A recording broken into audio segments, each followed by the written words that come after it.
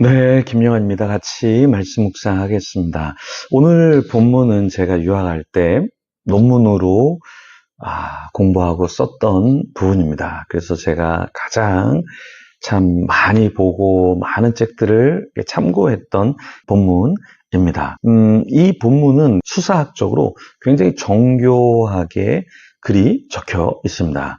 마치 어떤 패션의 복장을 입고 있는 것처럼 이 본문은 특정한 어떤 문체가 있습니다. 그리고 단어들이 있습니다.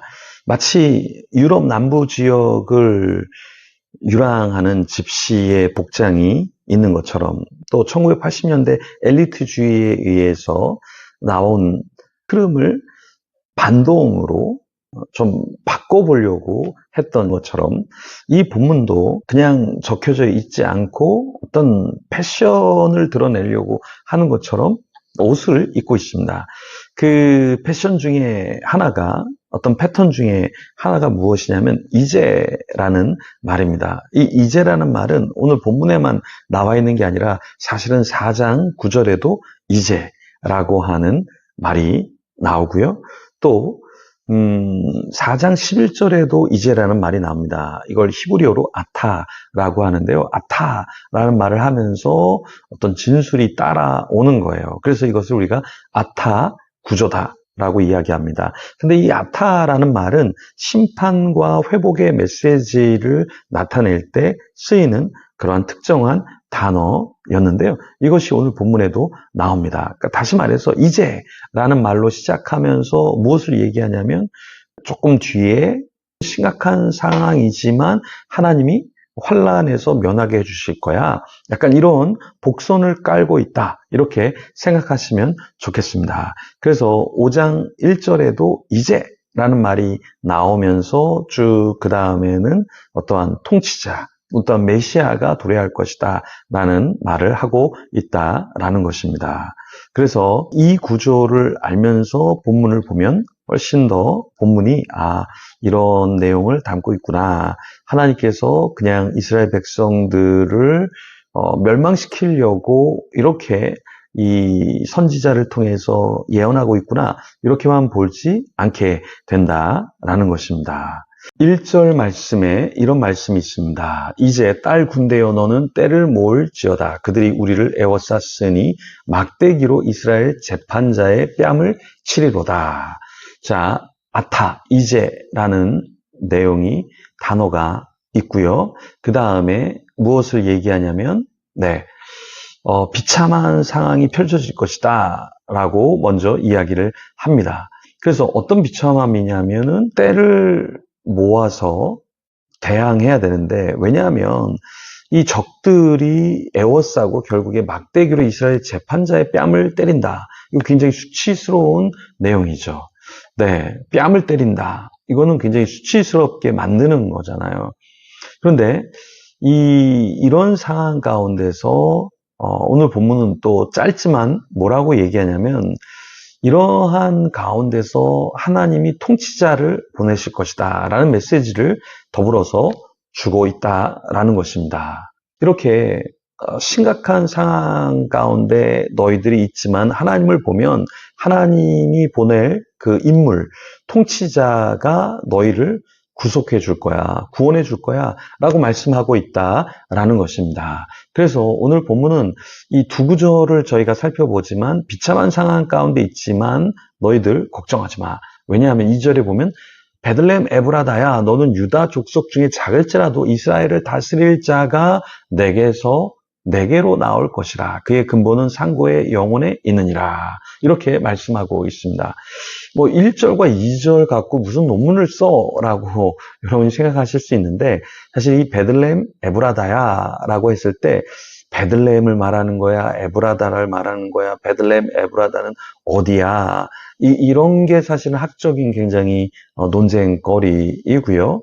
또 이제 유다 족속 중에 작을지라도 이스라엘을 다스릴 자, 여기 다스릴 자가 통치자인데 이게 메시아를 말하는 거야, 통치자를 말하는 거야, 누구를 말하는 거야, 이게 굉장히 학적으로 많은 서적들을 들춰야 되고 많은 사본들을 봐야 하는 내용입니다. 그리고 또 그의 근본은 상고의 영혼에 있느니라. 이것도 마찬가지로 이게 태초부터 그 시점을 이야기하는 거야? 아니면 어떤 시점을 말하고 그 뒤를 이야기하는 거야?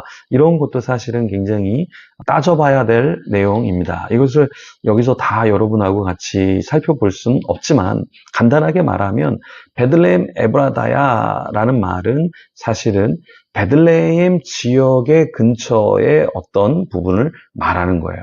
그러니까 베들레헴은 우리가 잘 알죠. 그래서 떡의 집, 말씀의 집이라는 게 베들레헴인데요. 에브라다는 어디냐라고 했을 때 베들레헴의 옛 이름을 의미하는 것이다. 이렇게 볼 수도 있다. 이렇게 보고 있습니다. 그런데 베들레헴만 말하던가 에브라다만 말하던가 왜 두 개를 다 썼는가라는 것인데요. 왜냐하면 이 베들레헴이 스불론의 베들레헴이 있고 또 다른 지명의 베들레헴이 여호수아 19장 15절에 나오기 때문에 이게 어느 쪽 베들레헴인가를 따지기 위해서 베들레헴 에브라다. 그래서 조금 더 우리가 알고 있는 예루살렘 근처의 베들레헴이다라는 것을 보여주기 위해서 베들레헴 에브라다라고 쓰였다라는 것입니다. 그리고 여기에 작을지라도 이제 통치자가 나온다라는 것은 이 시리아나 아람어도 신적인 존재를 말할 때 이런 통치자, 다스리는 자라는